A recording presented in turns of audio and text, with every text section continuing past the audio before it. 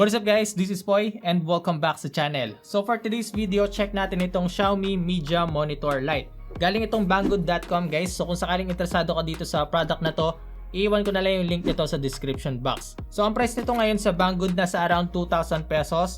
And let's see, tingnan natin kung ano yung magiging itsura ng setup natin kapag kinabit natin to at kung ano ba talaga yung maitutulong nitong product na to. Alright, so unbox na natin to guys. Huwag na natin patagalin pa. Let's do this! Yo! Okay, so unbox na natin to and let's see kung ano itsura nitong Xiaomi Mijia Monitor Lite. Alright, so pagkabukas pa lang guys, makikita na natin yung mga parts. So ito na yung pinaka-ilaw natin. Ayan. So for the build quality, gawa siya sa aluminum. Then meron siyang branding dito or logo sa may side.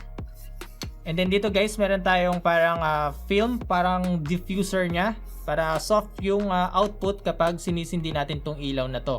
And then dito sa gitna, makikita na natin dito yung contact points para makonect natin siya sa clamp or sa mount nitong monitor lamp. Dito naman sa mount nito, ayan. So medyo mabigat siya guys and gawa din siya sa metal. So ito yung sinasabi ko sa inyo kanina na ito yung magko-connect doon sa monitor lamp.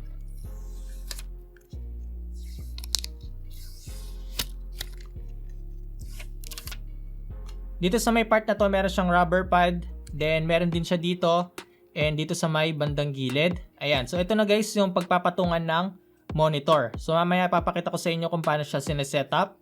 And then, dito sa may likod, nandito na yung USB Type-C port. Bukod dito, meron tayong makikitang controller. Ayan. Teka, labas ko na lahat. Meron tayong user manual dito guys. And of course, yung ating Type-C cable. Ayan. Okay, so balik tayo guys dito sa controller. So for the controller, meron siyang 2.4 GHz connection.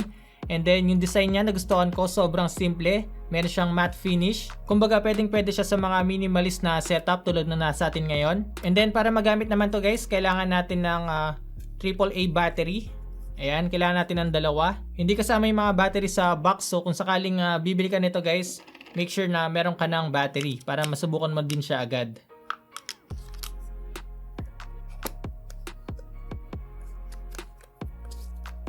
Ipapakita ko sa inyo kung paano ito gumagana at kung paano natin makokontrol itong monitor light gamit itong 2.4 GHz na controller. Okay, so setup na natin to guys dun sa desktop and let's see kung ano yung magiging itsura nito kapag naka-on na. Let's go!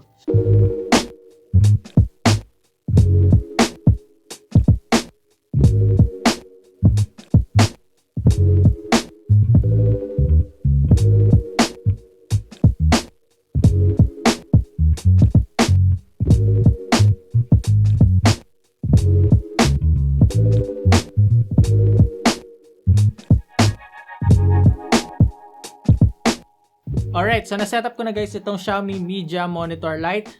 Ayan, nandito na siya, nakasabit na siya dito sa monitor ko. And kung sakaling may magtatanong kung pwede siya sa mga curved monitor tulad nito, and guys, okay naman siya, pwede siya. Of course, mas maganda siyang tignan sa mga flat monitor kasi straight lang itong lamp eh. Pero kung makikita nyo guys, okay naman siya dito sa curved monitor, maganda rin naman siyang tignan. Ganito naman gamitin yung 2.4 GHz na remote control nitong Xiaomi Mijia Monitor Lite. Short press para mag-on and off. Ayan. And then long press naman guys para mag-computer mode. Sa computer mode naman, dapat nakasaksak itong monitor light sa mismong PC or sa monitor. Para kung sakaling i-on na natin yung PC natin, automatic mag-on na rin itong monitor light na to. Spin naman para mag-adjust ng brightness. Ayan. And then press and then spin para naman sa temperature. Di ba napakadali lang gamitin ng controller nitong monitor lamp. And kung makikita nyo guys kung ano yung ginagawa natin dito, nagre-respond naman ng maayos yung Xiaomi Mijia Monitor Lite. And then guys, adjustable din mismo yung lamp nito, depende sa sitwasyon or kung ano yung ginagawa mo. For example, gagamitin natin yung PC. Tapos magta-type tayo, syempre, natatamaan yung mismong ilaw sa mata natin. So ang gagawin ko, i-adjust ko siya. Ayan, para hindi natatamaan ng mga mata natin yung ilaw kapag nakatutok tayo sa monitor. Ngayon naman kung sakaling tapos na tayong gumamit ng computer at hindi na tayo nakatutok sa monitor, and then gagawa tayo ng journal, gagawa tayo ng assignment, gagawa tayo ng mga reports, i-adjust din natin siya ulit. At ang maganda dito guys, space saver itong lamp na to dahil nakasabit nga siya sa monitor. Mas marami tayong maipapatong sa table natin, at the same time, meron pa rin tayong ilaw. Para sa akin, malaking tulong talaga itong Xiaomi Mijia monitor light, lalo na kung medyo maliit yung space or maliit yung table mo, at the same time gusto mo pa rin ng table lamp. So isa ito sa mga may re-recommend ko. Isa pa sa nagustuhan ko yung mismong remote controller nitong monitor lamp. Napakadaling gamitin at responsive. Again, kung interesado kang bilhin itong Xiaomi Mijia monitor light, mabibili natin to sa banggood.com. Mag-iwan na lang ako ng link sa description box. And that's it guys for today's video. Sana nag-enjoy ka sa panonood. At kung gusto mo pa ng ganitong klaseng chill unboxing and review, pinupayo ko na sa iyo kaibigan, mag-subscribe sa channel na to. Huwag mo na rin kalimutan mag-like, share, comment, at yung notification bell para updated ka pag meron tayong bagong upload. Again, this is Poy, unboxing anything just for you. Hanggang sa muli nating pagkikita. Nice!